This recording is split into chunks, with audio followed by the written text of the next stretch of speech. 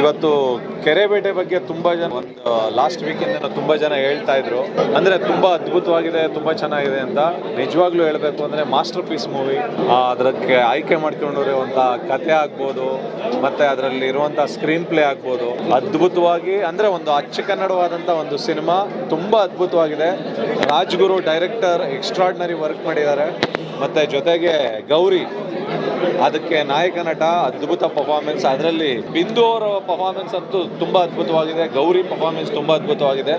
ಎಲ್ಲ ಪಾತ್ರಗಳು ತುಂಬಾ ಅದ್ಭುತವಾಗಿ ಮಾಡಿದ್ದಾರೆ. ಮತ್ತೆ ಇನ್ನೊಂದು ವಿಚಾರ ಏನು ಹೇಳಬೇಕು ಅಂದ್ರೆ, ಹೊಸಬ್ರು ಸಿನಿಮಾಗಳನ್ನ ಚೆನ್ನಾಗಿ ಮಾಡಲ್ಲ, ಚಿಕ್ಕ ಸಿನಿಮಾಗಳು ಅದನ್ನ ನೋಡಬಾರ್ದು ಅನ್ನೋದಕ್ಕಿಂತ ಅದಕ್ಕೆ ಥಿಯೇಟರ್ಗಳು ಸಿಗಲ್ಲ ಅನ್ನೋ ಒಂದು ಧ್ವನಿ ಆಲ್ರೆಡಿ ಕರ್ನಾಟಕದಲ್ಲಿ ಓಡಾಡ್ತಾ ಇದೆ. ನಿಜವಾಗ್ಲೂ ಕನ್ನಡ ಸಿನಿಮಾಗಳು, ಕನ್ನಡತನ ಮತ್ತು ಕನ್ನಡ ಭಾಷೆ ಉಳಿಬೇಕು ಅಂತಂದರೆ ಇಂಥ ಸಿನಿಮಾಗಳಿಗೆ ನಮ್ಮ ಕನ್ನಡ ಜನ ಯಾವತ್ತಿಗೂ ಕೈ ಬಿಟ್ಟಿಲ್ಲ, ಕೈ ಬಿಡೋದು ಇಲ್ಲ ಅಂತ ಅಂದ್ಕೊಂಡಿದ್ದೀನಿ. ಇಂಥ ಸಿನಿಮಾಗಳಿಗೆ ಪ್ರೋತ್ಸಾಹ ಮಾಡಬೇಕು.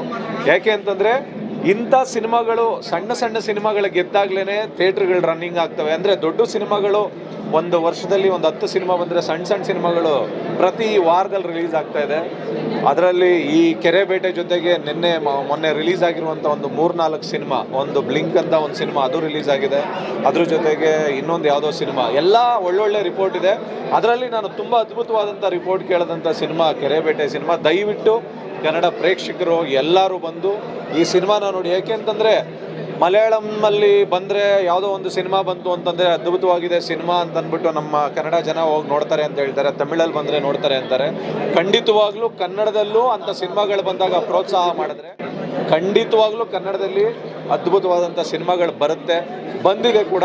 ಅದೇ ಕೆರೆಬೇಟೆ ಸಿನಿಮಾ. ಖಂಡಿತವಾಗ್ಲೂ ಬಂದು ಎಲ್ಲರೂ ಥಿಯೇಟ್ರಲ್ಲಿ ಸಿನಿಮಾ ನೋಡಿ.